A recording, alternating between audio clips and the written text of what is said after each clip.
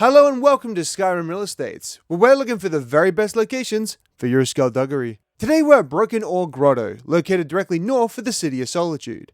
This base is perfect for any aquaphile, with its easy access to the sea both in and outside the base. Going inside said base you'll find, marauders?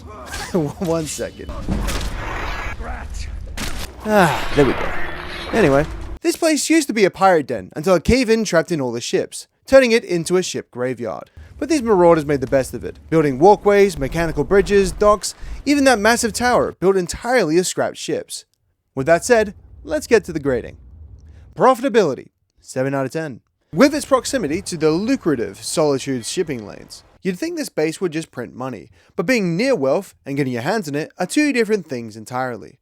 The problem with robbing trading ships is that you're not pirates, because pirates have ships, and the best you have are a couple of rowboats. The questline Lights Out, however, is a good hint about how you'll be making most of your money, and that's through schemes, heists, and scams. So it seems like this location relies less on consistent revenue streams and more on big payouts. So this makes it a high-risk, high-reward type deal. Comfortability, 7 out of 10. You have every crafting station you'll ever need, an archery area for training, and plenty of water for diving and swimming, if you want to risk the murkiness. The boat tower is a little raggedy with the planks, but it gives off a very homely feeling with cupboards, the wall mounts, and the rugs. It's got a very nice... Is that rain? Why doesn't it have rain? All this construction, and you didn't build the most important part of a house? Idiots. Let's just forget about that and move on to the main living area, which is in a cave. At least it's got proper foundations, but I don't like this fog and whatever the hell is growing from the roof. But hey, there's a toilet, the very first in the series, and it's located right next to the main sleeping area. Survivability, 7 out of 10. Anyone who is even thinking about taking up shop here has to know how to sail and fish. And with that assumption, food should not be a problem. When it comes to water, you'll have to rely on snow and glaciers, seeing as there's no fresh water or rivers in the region.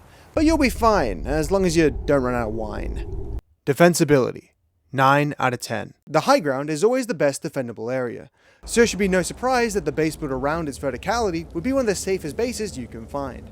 This base has the perfect mixture of open and tight spaces. There's plenty of deadly choke points for you to exploit, but also plenty of open spaces that leave your enemies open to arrow fire. The only weakness of this base is what benefited it in every other category, its size.